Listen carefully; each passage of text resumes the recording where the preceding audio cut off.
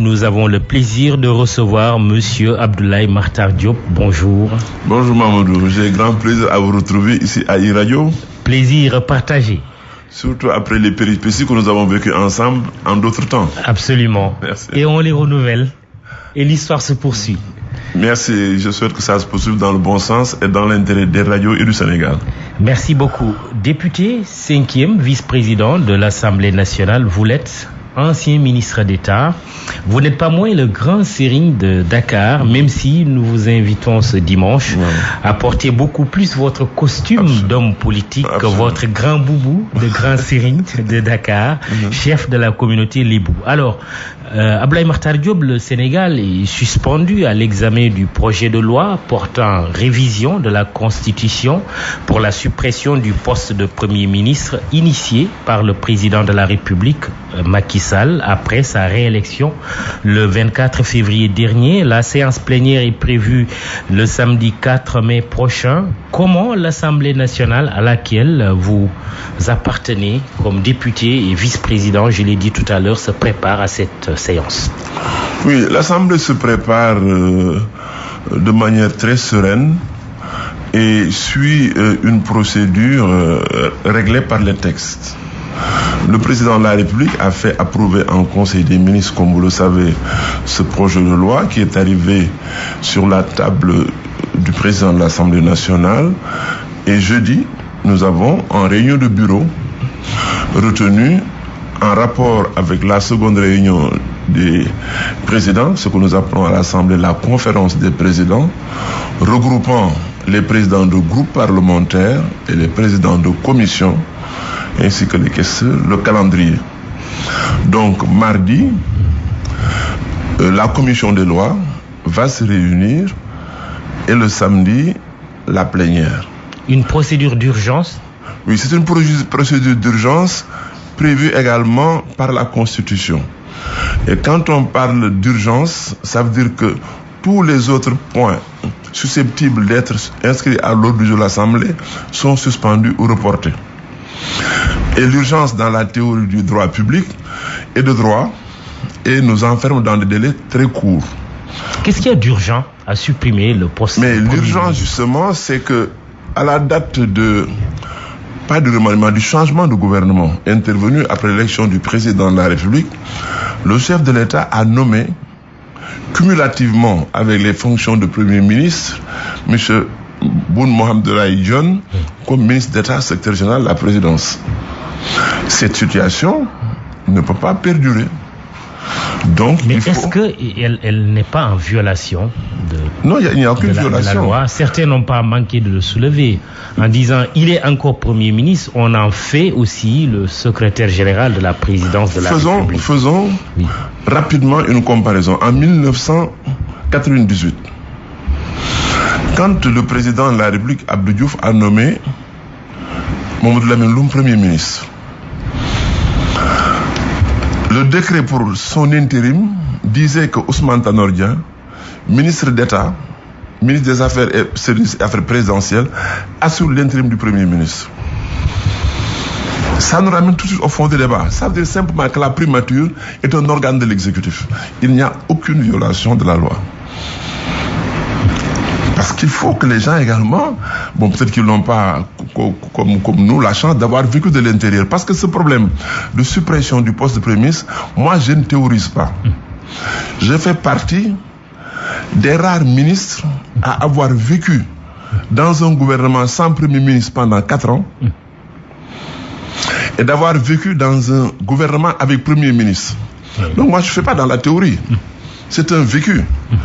Avec Moustapha Niasse, Robert Sagna, je crois que nous sommes là, peut-être Famara Sagna maintenant qui n'est plus dans le circuit actif, nous avons vécu ça de l'intérieur. Oui. Donc, il n'y a aucune violation de la loi. La deuxième chose, l'histoire a bien montré que le secrétaire général de la présidence était appelé à assurer l'intérim du Premier ministre. Je m'en vais lire le premier paragraphe de l'exposé des motifs de ce projet de loi portant révision de la Constitution.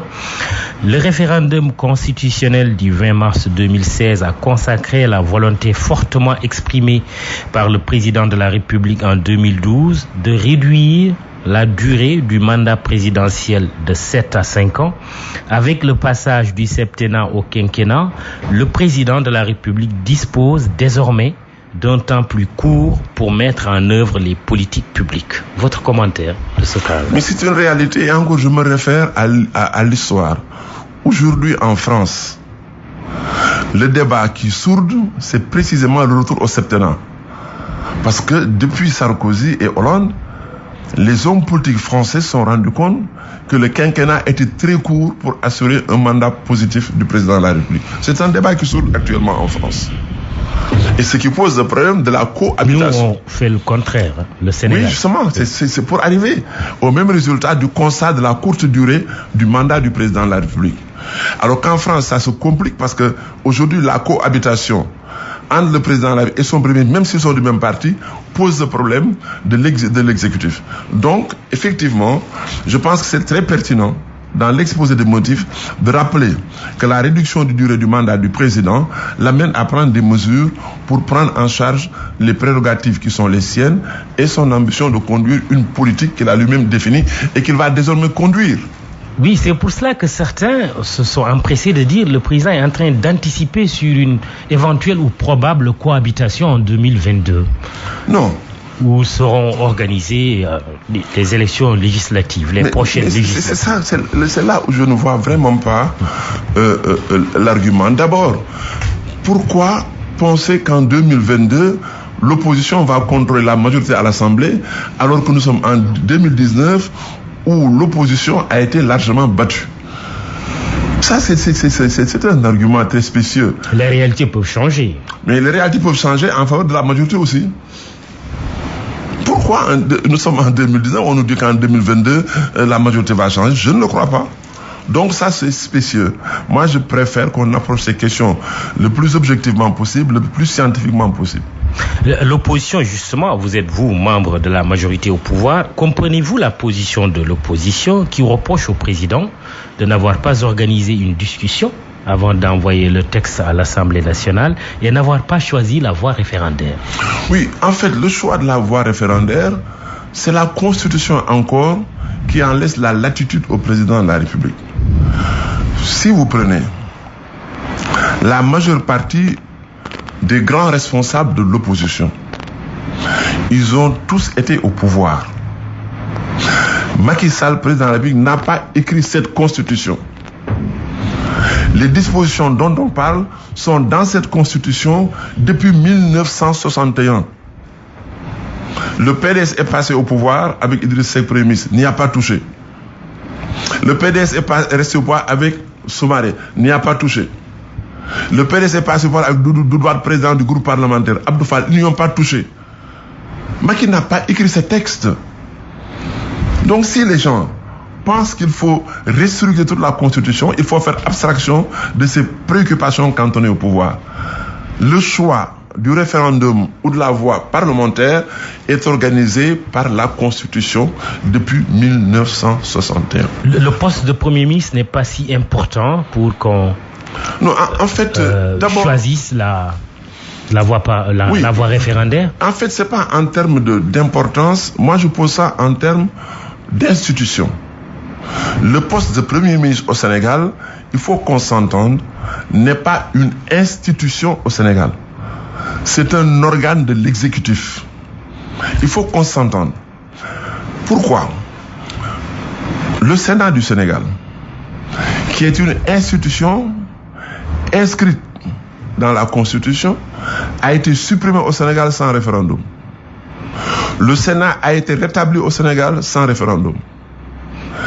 Toutes les collectivités locales du Sénégal, communes et communautés rurales, ont été dissoutes au Sénégal sans référendum, remplacées sur toute l'étendue du territoire national par des délégations spéciales, ce qui corroborait une confiscation du pouvoir local après des élections. La création du poste de vice-président a également été adoptée un fameux 23 juin, c'est un référendum, et l'opposition d'alors était là. Vous étiez également là, vous étiez témoin de cette histoire récente. L'opposition veut justement un remake de ce 23 juin, le 4 mai prochain. Oui, alors je termine juste pour dire que le poste de Premier ministre n'est pas une institution. Si c'était une institution, comme le gouvernement, moi j'aurais dit il faut aller à un référendum. Le poste de Premier ministre peut exister et être quasiment, peut-être pas dire une coquille vide, mais ne pas être délégataire des pouvoirs du président de la République. Et là j'insiste, le Premier ministre au Sénégal n'a pas de pouvoir propre organisé par la Constitution ou les textes organiques. Aucun juriste dans ce pays ne peut vous sortir un texte qui confère des pouvoirs propres au Premier ministre. Il est délégataire de pouvoir. La preuve, après 1993, qui a vu pour la première fois au Sénégal la création du poste de ministre d'État, ministre des services et affaires présidentielles, Ousmane Tanor Dieng avait tous les pouvoirs du président de la République par rapport au Premier ministre. Et Abdou Diouf avait même ajouté une note. Aucune lettre ne peut m'être adressée sans le visa du président, du ministre d'État Ousmane Tanor. Alors qu'il y avait un Premier ministre. Donc ce n'est pas une institution. Ça veut dire que le président Macky Sall aurait bien pu garder le poste de Premier ministre et complètement le vider. Donc, il ne faut pas qu'on fasse la comparaison. Libre aux politiciens maintenant de chercher des prétextes pour manifester. L'opposition, la société civile, parce que dit qu'il y aura un remake du 23 juin. Oui, ils sont libres d'en faire un argument. Mais seulement, vous êtes arrêtés à mi-chemin en disant que la Constitution qui a entraîné, le projet de Constitution qui a entraîné les événements du 23 juin, c'était la vice-présidence. Non. Ce n'était pas la vice-présidence. Pas seulement. C'était c'est accessoire la vice-présidence. C'était les conditions d'élection du vice-président et de son remplacement.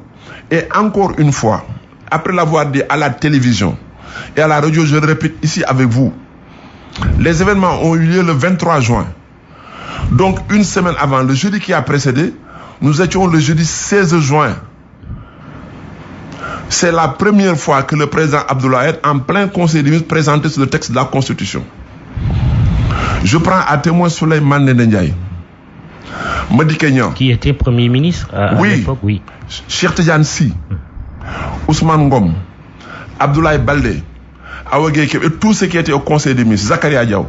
J'étais le seul ministre d'État à avoir pris la parole pour dire au président Wade, ce texte n'est pas bon. Est-ce que M. Karim Wade, juste pour l'histoire, est-ce que M. Karim Wade était présent ce jour-là à ce fameux conseil des ministres? Puisque tout de suite on a dit que son père le préparait à sa succession. Il était présent. Je crois qu'il y était. Je crois. Mais très bien, mais c'est juste une curiosité journalistique. Et peut-être aussi pour du public. Oui, mais ça me distrait de mon raisonnement. Oui, mais c'est important. Oui. Mais en fait, qu'il y fût ou pas, n'aurait rien changé à ma position. Très bien. Parce que j'ai dit au président Wade, et encore je prends tous ces messieurs à témoin, j'ai dit que ce texte n'est pas bon parce qu'il est dit que le président de la République et le vice-président sont élus sur le même ticket. Mais si le vrai vice-président décède ou devient ou démissionne ou est impotent, le président de la République nomme son remplaçant par décret. Oui. J'ai dit que ce n'est pas bon. Et j'ai rappelé le cas de John Kennedy après sa mort, quand il fut remplacé par Lyndon Johnson. Abdoulaye Makhtar Diop, invité du jury du dimanche. La deuxième chose, dans le même texte constitutionnel, le président Wade avait annulé l'adverbe exclusivement. Parce que la Constitution disait que pour être candidat à la présidence du Sénégal, il faut être de nationalité exclusivement sénégalaise. Le président Wade l'avait enlevé. Dans la salle de Constitution. Mais parce qu'il permettait à quelqu'un qui a la double nationalité de se présenter. Et moi, je dis que la double nationalité est interdite au Sénégal. En pleine séance, Wade m'a dit, monsieur le ministre, ce n'est pas vrai. Heureusement, j'avais le code national dans ma serviette. J'ai sorti le code national pour donner ça au président Wade. Il l'a lu, il s'est exclamé. Je n'avais jamais fait attention alors que je suis avocat. Donc voilà l'homme que je suis.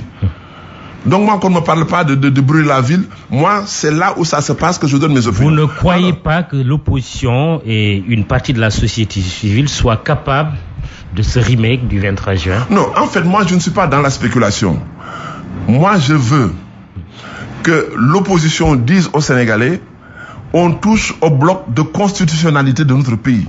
Encore une fois, la suppression ou le maintien d'un poste de Premier ministre n'entre pas dans ce qu'on appelle le bloc de constitutionnalité qui renferme le fondamentaux dans une république. On n'est pas à un reproche près de l'opposition vis-à-vis de ce projet du président Macky Sall. D'abord, il dit le président n'en a jamais parlé pendant la campagne. Il était président sortant.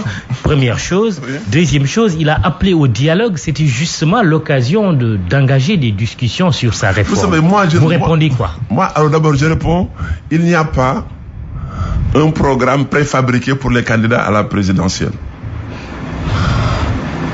Pour dire simplement qu'aucun candidat en compétition le 24 février 2019 n'avait parlé, sauf dire que je vais dissoudre le Haut Conseil de collectivité territoriale. Ils l'ont tous dit. Hein? Mais à la place, ils ne nous ont pas dit ce qu'ils allaient faire. Peut-être qu'après, ils allaient remettre le Sénat. Il n'y a pas un programme. Et encore une fois, est-ce qu'il est plus important de dissoudre un Sénat sans référendum que supprimer la primature? Maintenant, l'appel au dialogue. Moi, je pense, je le dis en toute sincérité, et je le dis à l'Assemblée nationale, je prends Mamadou Diop Decroix comme témoin. Quand la loi sur le parrainage était soumise à l'Assemblée nationale, j'ai dit à Mamadou Diop Decroix et compagnie, allez répondre à l'invitation du ministre de l'Intérieur. Vous aurez tout le temps de porter toutes vos critiques, toutes vos remarques et les faire prendre en charge, et en cas de mésentente, aller à l'arbitrage du président. Ils ont refusé. Maintenant, s'ils répondent au dialogue, c'est tant mieux. Mais on n'a jamais dit que le dialogue doit être la déterminante dans les prises de décision du président. Moi, je souhaite... Mais le PDS, notamment, l'ancien président Abdoulaye Wade a dit, finalement... Dans un premier temps, oui, c'était de dire qu'ils étaient partants pour le dialogue, mais là, la dernière déclaration... dernière déclaration... Si, je sais de quoi je parle. La dernière déclaration, c'est de dire que le dialogue n'est plus sans objet. Dites-moi, si vous avez un communiqué ou un texte...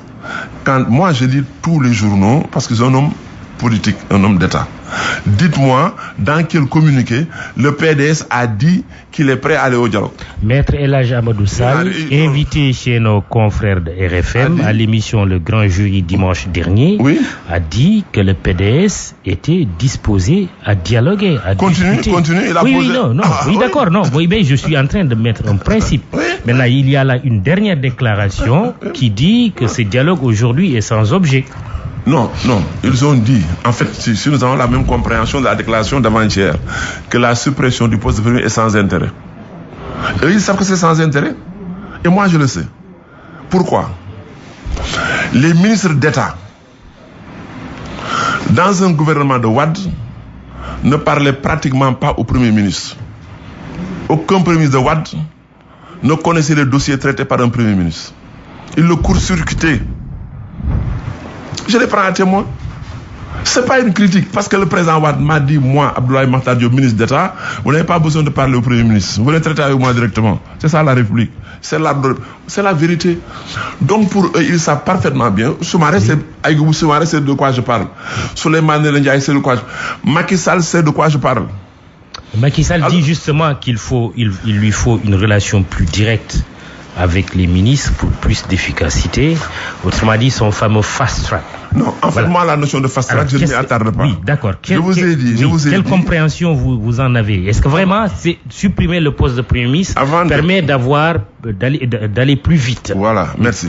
Avant de parler de fast track, je vous ai dit, ab initio, quand on commence cette émission, que moi, j'ai vécu dans un gouvernement sans Premier ministre. Et dans un gouvernement avec Premier ministre. Dans un gouvernement sans Premier ministre, alors qu'Abdou Diouf était président et chef de l'État, tous les mois, il recevait le ministre en audience avec une fiche d'audience qui lui était présentée 48 heures avant. Tous les mois, vous débattez tous les points que vous souhaitez, il précise ses instructions et le mois d'après, vous faites le point. Et dans l'intervalle, s'il a besoin de vous, il vous appelle, vous continuez de traiter. Il y avait des conseils de ministres présidés par des conseils de ministres que le président de la République présidait. Et à côté, il y avait ce qu'on appelait des conseillers de cabinet, différents du conseil des ministres, qui permettaient le suivi. Alors, plus tard, pourquoi le feu Habib Thiam a eu beaucoup de difficultés avec les ministres quand il est revenu en 1991?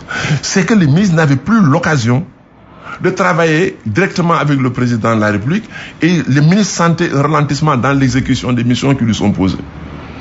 Alors, et je vous donne des exemples. Et encore une fois, il m'est arrivé en 1991, après la formation du gouvernement de majesté présidentielle élargie, d'assister en conseil des ministres à des arbitrages à l'occasion de conflits terribles entre Abdoulaye Wade et Habib Thiam, et particulièrement sur le FPE, le Fonds de promotion économique. Absolument. Il m'est arrivé d'assister à des tiraillements entre le Premier ministre, quand j'étais secrétaire général adjoint du ministère de l'économie et des finances. Abdou Diouf, alors Premier ministre, il n'avait pas la prise sur Babacar Ba, ministre d'État. Il n'avait pas de prise sur Adrien Senghor, ministre d'État. L'avantage, autre avantage d'un gouvernement sans Premier ministre. Le seul inconvénient, est-ce que le président va supporter la surcharge de travail? C'est une surcharge de travail, non pas de surcharge de pouvoir. Il estime qu'il s'expose. Non, l'exposer, c'est ça, je vais en arriver. Pourquoi il ne s'expose pas? Parce qu'il faut que les ministres soient responsables et soient capables, par leur autorité, de régler à leur niveau les problèmes. Il ne faut pas faire du prospélatisme en disant allons voir le président de la République. Et vous préconisez aussi des directeurs généraux forts. Mais oui, justement, c'est justement, parce que quand il n'y a pas de Premier ministre, il faut d'abord avoir des ministres extrêmement responsables. Et encore, j'en reviens à Blue qui nous disait, tout ce que je peux faire, c'est vous nommer ministre. C'est vous qui devez avoir de l'autorité et de la responsabilité pour gérer ce qu'on vous confie. Donc, si vous avez un ministre de l'Agriculture, un ministre de la Santé, un ministre de l'Énergie, qui est incapable de contenir les syndicats et qui s'en remet toujours au Premier ministre, ça nous amène à retarder. Donc, il faut que le président responsabilise les ministres. La deuxième chose, il faut avoir de grandes directions générales. En dessous des directions générales, il faut avoir des directions opérationnelles tenues par des cadres de haut niveau qui ont presque un profil comparable à des ministres technocrates. Des directeurs généraux viennent d'être nommés. Est-ce que vous sentez cette préoccupation prise en charge par le président de la République? Prenons le cas de la Sénélec. Moi, je pense que ce ministre a le profil de l'emploi. Vous prenez le coup, je pense qu'Abdoulaye Sow a le profil de l'emploi. Hein? Mais quand moi je parle de directeurs généraux, poursuivez. Non, c'est parce que vous avez des réserves sur les autres, non, c'est important. Non, mais donnez-moi les noms au fur et à mesure. Oui, vous êtes en train de... Non, attendez, c'est pourquoi, attendez, c'est-à-dire ce que je voulais vous dire, quand je parle de direction générale, organisée à l'intérieur de l'administration centrale, c'est pourquoi je vous dis, il faut me laisser continuer mon raisonnement. C'est au niveau de l'administration. On est dans un échange, les relances sont importantes aussi pour le journaliste que je suis. Exact, alors donc je disais, il faut avoir des directions générales très fortes à l'intérieur de l'administration centrale. Parce que c'est là où il y a les blocages. Pourquoi? Parce que vous prenez le cas, ça nous ramène toujours à la présence d'un Premier ministre. Quand un ministre va vers le Premier ministre, avec un dossier qui appelle une décision politique et non technique, vous allez voir le Premier ministre, vous traitez d'une question, il vous dit, écoutez, bon, il faut que je voie le président de la République. Ça arrive, ça. Il faut le savoir. Mais vous restez une semaine sans retour, 2 semaines sans retour, vous avez des scrupules pour aller dire au président de la République, monsieur le président, le dossier est chez le Premier ministre. Et si par hasard vous avez des conflits avec le président, il garde le dossier. Moi j'ai vécu tout ça, c'est du concret. Alors, permettez-moi. Donc je continue pour dire, il faut avoir des directeurs généraux responsables, qui sont au niveau d'impulsion de la décision, mais au niveau d'évaluation de l'exécution des décisions prises au niveau des directions techniques. Parce que, rappelez-vous, depuis combien de temps, ou depuis combien d'années seulement, chaque fois qu'il y a un mouvement syndical, on dit allons voir le président de la République. Ça date des années 2000. Moi, j'étais ministre de la fonction publique avec les Diadji Ndiaye, les Madia Diop, les Mamadou Diouf. Demandez-leur toutes les questions, les traiter au ministère de la modernisation de la fonction publique. Est-ce que des directeurs généraux forts, justement, moi je comprends le contre-pied de ce que vous êtes en train de dire, ce n'est pas un risque potentiel de conflit avec des ministres? Non, c'est pourquoi je vous dis qu'il faut avoir des ministres responsables. Il faut avoir des ministres responsables, autoritaires, pas autoritaires, qui ont de l'autorité, je veux dire, de sorte que les directeurs généraux sachent que voilà mon autorité hiérarchique et mon autorité de tutelle. Et qu'ils n'acceptent pas justement de se faire court-circuiter par un premier ministre qui va attendre le président au bas de la cervelle ou le ministre d'État, secrétaire général de la présidence. C'est ça l'organisation dans un système où il n'y a pas le premier ministre. Parce que le premier ministre au Sénégal, ce n'est pas le premier ministre en France. Je vous le répète, le premier ministre au Sénégal n'a pas de pouvoir réglementaire. Le Premier ministre au Sénégal n'est pas le chef de l'administration. Le Premier ministre au Sénégal contresigne des décrets, mais il ne contresigne qu'après signature du président de la République. Il faut faire très attention. Je rappelle que vous suivez l'émission Le Jury du dimanche sur iRadio, mais aussi sur notre page Facebook. Vous aurez l'occasion de la regarder sur la chaîne YouTube et sur notre chaîne de télévision ITV. Nous recevons Abdoulaye Makhtar Diop, 5e vice-président de l'Assemblée nationale. Mais revenons aux années socialistes. Suppression du poste du président du Conseil qu'occupait Mamadou Dia, équivalent de Premier ministre, c'est ce qu'on dit aujourd'hui. Suppression également du poste de Premier ministre par le président Abdou Diouf. Moustapha Niasse a été nommé pendant 26 jours, le temps de présenter la réforme à l'Assemblée nationale, mais à chacune des fois, il y a eu la restauration du poste de Premier ministre. Alors, est-ce que ce n'est pas une erreur que de supprimer le poste de Premier ministre? Non, d'abord, vous avez bien fait de préciser que Senghor a supprimé le poste de président du Conseil assimilable à un poste de Premier ministre. Ce qui juridiquement ne tient pas la route. Mamadou Dia n'a jamais été Premier ministre au Sénégal. Il faut que vous et moi nous entendions dessus. La deuxième chose, Mamadou Dia a été chef de gouvernement avant que Senghor ne fût président de la République. Ouais. Il faut qu'on le comprenne. Mamadou Dia a été chef de gouvernement dans la loi cadre de 58 à 59 et jusqu'en 60 au moment de la Fédération du Mali. Et si vous regardez la Constitution de 1959, modifiée par la Constitution de 1960, Mamadou Dia, chef du gouvernement, était le chef de l'État du Sénégal. Mamadou Dia n'a jamais été Premier ministre. Président du Conseil. Donc la source du conflit de 1962 vient précisément de la Constitution de 1960. Mais avec ceci de différent encore, c'est que le chef du gouvernement, même désigné par le président de la République, devait avoir le vote de soutien de l'Assemblée nationale.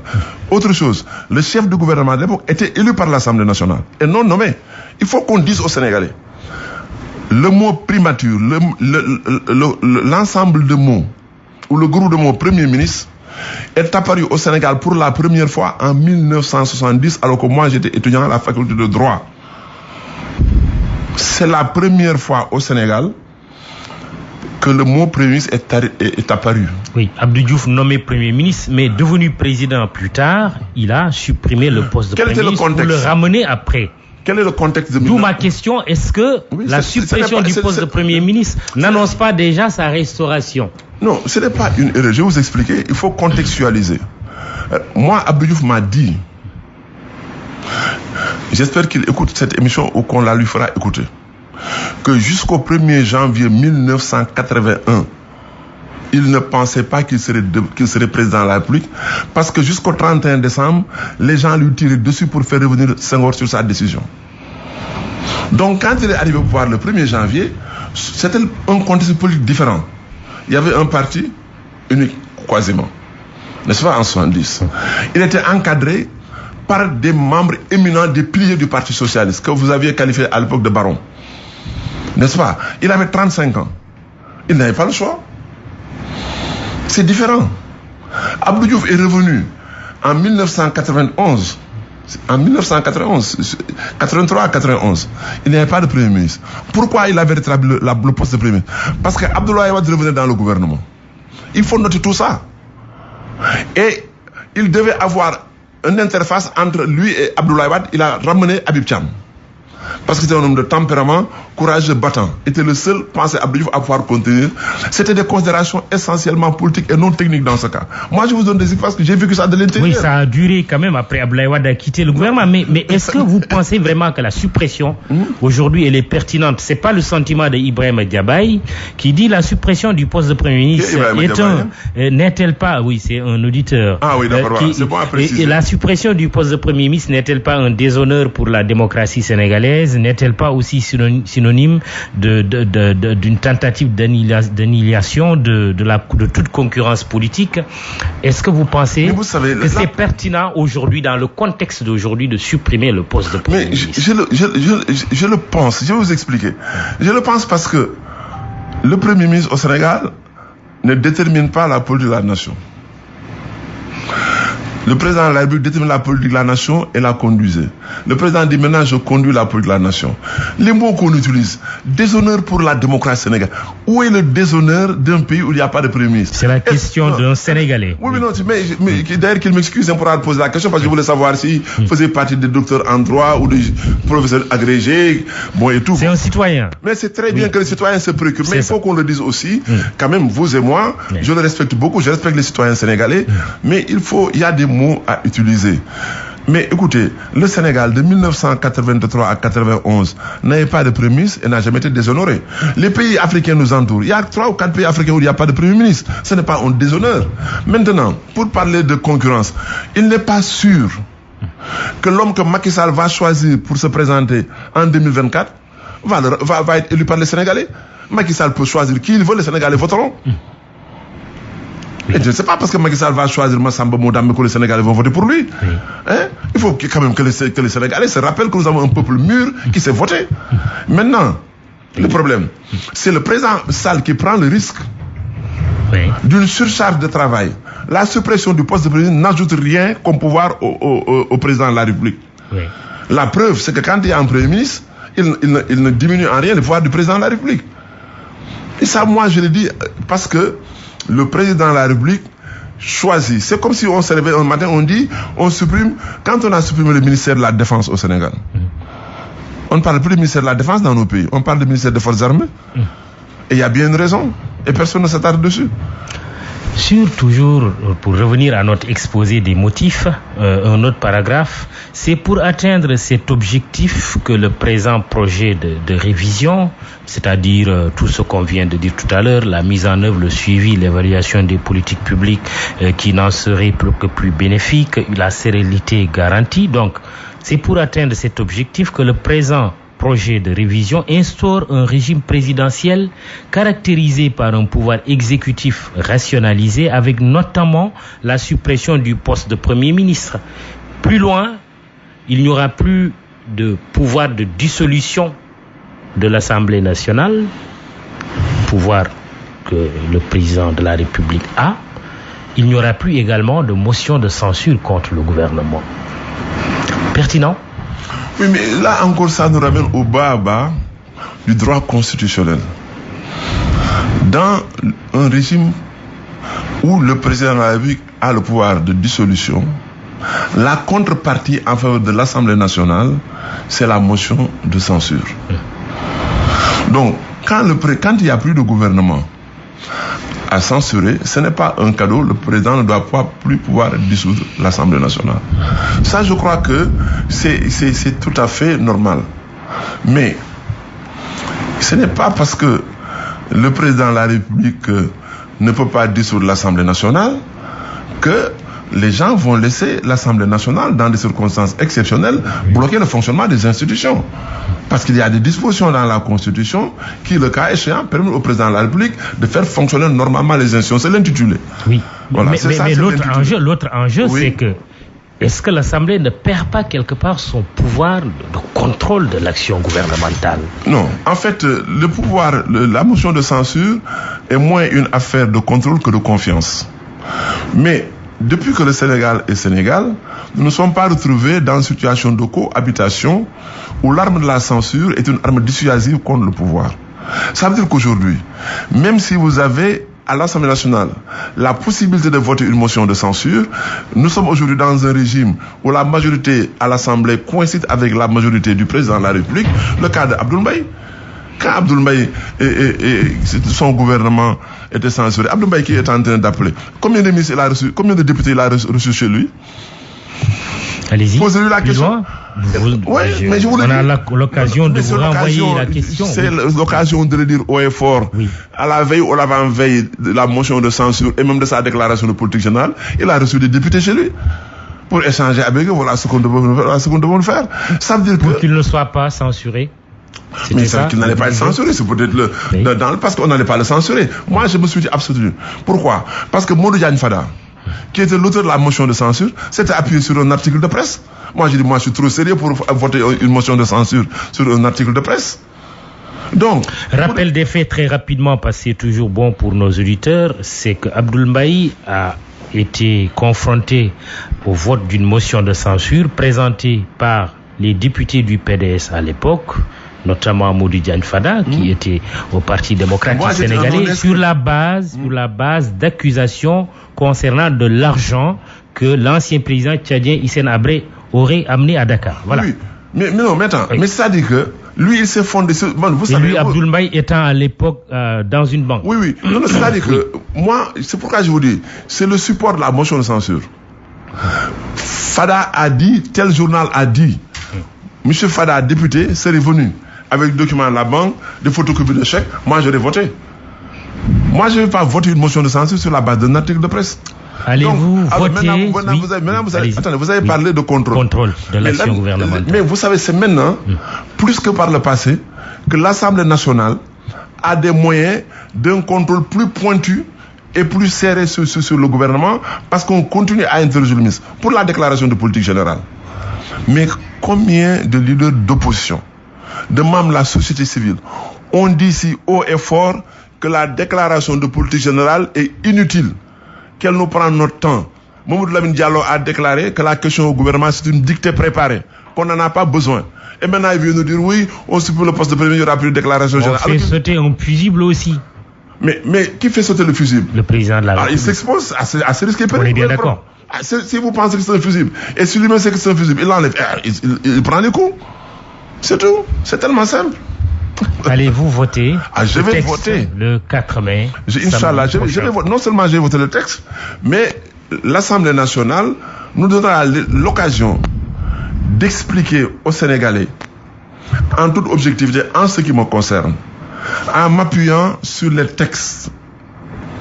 Et moi, je vous ai même amené le décret 93-723 du 7 juin 1993 organisant les services de la présidence de la République alors qu'Ousmane Tanor Dieng était ministre d'État. Et il y avait un premier ministre. Et le premier n'avait aucun pouvoir par rapport à Ousmane Tanor Dieng. Vous allez faire la photocopie et vous gardez. Vous verrez. Merci beaucoup. Alors, donc vous verrez qu'on peut avoir un premier ministre et tous les pouvoirs rester à la présidence de la République. Donc c'est sur ça qu'on se fonde. Si j'étais convaincu que ce texte n'est pas bon pour la marche de l'État du Sénégal, j'aurais voté non. Mais je pense que ça ne nous amène absolument aucun problème dans la marche de l'État. Si le président de la République, encore une fois, se sent assez jeune, assez dynamique, assez psychologiquement prêt, sociologiquement prêt, pour se mettre en face de son administration, du peuple et de son gouvernement, tant mieux. Engorgement de la présidence de l'Assemblée nationale. Engorgement Il n'y a pas de risque. Il n'y a pas de risque d'engorgement de la présidence de la République. Ah mais c'est ce que je vous dis. Bon, mais maintenant, qui va être encore davantage l'épicentre du pouvoir. Mais il a toujours été. Maintenant, dans l'organisation de ces services, bon, vous avez déjà vu qu'il y a un ministre d'État, un secrétaire général de la présidence. S'il a les mêmes pouvoirs que Tanor de l'époque, aucun problème. S'il a les mêmes pouvoirs que Jean Collin de l'époque, aucun problème. Il faut toujours se rappeler de ça. Parce que Jean Collin, les pouvoirs qu'il avait, c'est Diouf qui lui avait... Pourquoi vous dites aucun problème? Les Sénégalais pensent justement parce que Ousmane Tanor Dieng et Jean Collin étaient tellement puissants mais en fait, cela avait créé une situation d'avoir un président de la République qui ne gouvernait plus. Oui, je partage avec vous ce que des Sénégalais ont pensé. Vous savez, moi je vous dis que moi j'ai vécu ça de l'intérieur. Vous savez, c'est comme aujourd'hui les gens disent, oui, on n'aurait pas dû amener Mohamed Boun Abdallah Dionne. Ils le disent à la radio. Et il y a 2 semaines, ils disaient que c'est pas un bon premier parce qu'il fait de la politique. On ne comprend pas. Oui, moi, je vous dis une chose. Vous avez parlé d'encombrement, je vous l'ai dit et répété. Il y aura une surcharge de travail, mais il n'y aura pas une charge de pouvoir. Le pouvoir présidentiel reste ce qu'il est. Abdoulaye Makhtar Diop, invité du jury du dimanche. Votre ancien collègue Doudou Wade a signé une tribune la semaine dernière pour dire que la révision de la Constitution est tellement importante que c'est une erreur d'avoir fait sauter la majorité des 3/5 des membres de l'Assemblée nationale pour mettre la majorité des 3/5 des suffrages exprimés. Vous êtes d'accord avec lui? Oui, en fait, vous savez, je pense que Doudou a oublié de rappeler que ça, c'est un débat d'école qui est aussi vieux que le débat sur la vie parlementaire. Le choix pour un vote qualifié, parce que quand on parle de vote 2/3 ou 3/5, c'est un vote qualifié. Parce qu'à côté du vote qualifié, vous avez plutôt la majorité simple, la majorité absolue et la majorité qualifiée. C'est trois types de votes différents. La majorité simple, c'est-à-dire quand vous avez des députés qui votent, s'ils sont 50, dès que vous avez un truc, quand on dit que c'est la majorité absolue, c'est la moitié des voix plus une. Deux types de majorité. Et l'autre majorité, celle dont vous venez parler, c'est la majorité qualifiée. Maintenant, cette qualification de la majorité des suffrages, faut-il l'appliquer au nombre de députés ou au nombre de votants? Pourquoi c'est un débat d'école? Parce que dans les pays européens, les problèmes sont posés pendant la guerre. Si le pays est agressé, on doit aller vers la guerre et c'est l'Assemblée nationale qui doit voter la déclaration de guerre. Si le pays est coupé, comme du temps de la France, par le Nord, vous avez un nombre de députés qui n'arrivent pas à Paris, au Palais Bourbon. Est-ce qu'il faut tenir compte des votes de ces gens qui ne sont pas là? Pour dire qu'il faut que tout le monde soit là pour calculer la majorité des tiers ou des 3/5? Non. Alors, au Sénégal, si vous dites 3/5 de députés, si par exemple il y a une épidémie comme il y avait Ebola dans d'autres pays, quand on fait la loi, on pense à ça, des catastrophes naturelles, des guerres ou des épidémies. Vous ne pourrez jamais avoir toute la majorité ou tous les députés présents. Au Sénégal, c'était un choix à faire. Est-ce qu'au Sénégal, on vous dit qu'il faut avoir 51% des voix des Sénégalais inscrits pour être président de la République? Non. On vous dit qu'il faut avoir 51% des suffrages exprimés pour être président de la République. Ramené à l'Assemblée nationale, avec les suffrages exprimés, on peut avoir 4 ou 5 députés présents. Oui. Quand on connaît quand même l'absentéisme de nos députés. Oui, alors ce que Doudouad a oublié de dire également, c'est que ce dispositif-là, mais amène le président du groupe parlementaire qu'il a été. Rappelez-vous l'affaire d'Idrissa Seck, vous vous rappelez? L'affaire d'Idrissa Seck, quand il est passé devant la Cour de justice. Oui, le vote de sa mise en accusation. Qu'est-ce qu'ils ont fait les gens du PDS? Ils ont passé tout le temps à aller chercher le député pour qu'il vienne voter, non? Vous vous rappelez que Doudouad l'a jubilé quand on a voté, parce qu'il n'est pas sûr d'avoir la majorité. Vous vous rappelez de ça? Vous vous en rappelez? Dites-oui que vous en rappelez. Mais attendez, vous êtes en train de faire un rappel à l'endroit des auditeurs qui vous écoutent. Mais à vous aussi. Et moi, je vous écoute aussi. Oui. Mais non, c'est bien de rappeler tout ça pour dire que Doudouad sait qu'il ne faut pas circonstancier ces problèmes-là. Nous avons choisi, eux, ils avaient choisi, tous ceux qui sont là, n'ont pas écrit la Constitution. Si vous dites encore une fois, majorité qualifiée de 3/5 appliquée au suffrage exprimé, c'est pour prévenir des situations exceptionnelles où l'Assemblée ne parie. Et on ne peut pas considérer le vote d'un député absent. Pourquoi dire majorité qualifiée de tous les députés? Si un député reste chez lui ne vient pas, ou 20 députés restent chez lui ne viennent pas, pourquoi dire? Vous ne savez pas pourquoi. Et votre président du groupe parlementaire, M. Aymérou Gningue, promet au moins 118 députés présents ce jour-là, samedi prochain 4 mai. Alors, on va quand même essayer d'accélérer la cadence. La vice-présidente de la République ou le poste de vice-président de la République a été créé un moment. Effectivement, cela n'existe plus par le président Wade, d'où le fameux 23 juin. Et au-delà de cette question, il y a aussi la question du Sénat. Est-ce que vous êtes favorable à un retour du Sénat dans les circonstances actuelles? Moi, sur l'existence du Sénat, j'ai toujours été d'accord. C'est la composition du Sénat qui ne m'a jamais satisfait. Moi, c'est le problème. Moi, je préfère avoir un Sénat où véritablement un tiers, ou en tout cas un nombre déterminé de ses membres, est choisi parmi des personnalités qui ont exercé de grandes responsabilités dans ce pays et qui peuvent apporter quelque chose. Ça, je vous le dis encore, je l'ai dit au président Wade. Alors que je n'étais pas dans son gouvernement, j'ai dit, monsieur Wade, monsieur le président, si vous voulez ramener le Sénat, vous avez des Famara Sagna, vous avez des Ousmane Camara, vous avez des généraux à la retraite, vous avez des ambassadeurs Sarré à la retraite, de grandes personnalités qui ont servi ce pays. Mettez-les dans le Sénat et complétez par des gens élus. Aujourd'hui encore, vous y êtes favorable? Mais à la condition, si on doit nous amener ici encore un Sénat pour prendre des gens qui n'ont aucune expérience de l'État, qui n'ont aucune expérience de ce pays, ce n'est pas la peine. Un Sénat doit servir à aider mais le Sénat au sens premier du terme. Moi, j'ai dit à votre collègue Babacar Touré, aujourd'hui, c'est les Babacar Touré, les Abdoulaye Makhtar Diop, les Abdourahmane Sow qui auraient dû être des sénateurs au sens romain du terme pour toute la carrière que nous avons vécue. Dans ces conditions, oui. Vous dites oui. C'est la condition que je pose. Mais ramener le Sénat pour y caser des gens qui nous comprennent bien, ça sert à rien. Quand on supprime le poste de Premier ministre, est-ce qu'on n'est pas tenté de créer un poste de vice-président? Ah non, ça, il ne faut pas le faire. Parce que, de deux choses. C'est que si vous créez un poste de vice-président de la République, il faut, en ce moment, aller à un référendum et régler le problème de son élection et de son remplacement, le cas échéant. Parce que si vous dites, comme c'était le cas dans la Constitution qui a été rejetée, ou retirée, parce qu'elle n'a pas été rejetée, elle a été retirée par le président Wade, vous dites, le vice-président de la République est élu, mais s'il décède ou s'il est important, il est remplacé par décret, il n'a pas de légitimité. Donc, un vice-président ne doit pas être nommé par le président de la République. Il doit être saisi par le peuple, mais également ses pouvoirs organisés par la Constitution. Mais si vous avez un vice-président qui est délégataire de pouvoir, que l'on peut retirer à chaque moment, à quoi ça sert? À rien du tout. Très bien. Élection locale prévue en décembre. J'ai lu que le grand serigne de Dakar que vous êtes est favorable à accompagner des cadres lébou pour que la ville de Dakar revienne à un lébou pur jus. Pourquoi vous voulez que le maire de Dakar soit... Oui, simplement parce que la demande est très forte. Et à qui pensez-vous? Oui, alors je vais répondre. D'abord, la demande est très forte et moi je reçois beaucoup de jeunes, des femmes, des vieux, qui me disent, mais grand serigne, il est grand temps que les cadres lébou se manifestent et se battent pour être maire de la ville de Dakar. Ils l'ont dit en réaction à certaines déclarations. Et ils ont raison. Parce que, moi je l'ai dit, ce n'est pas de l'ostracisme, ce n'est pas de la discrimination, et j'ai donné des exemples historiques. Armand Engrand, maire de Dakar. Ambroise Mendy, maire de Dakar, Ndiago. Joseph Gomis, maire de Dakar, Ndiago. Lamine Gueye, Saint-Louisien, Ndiago.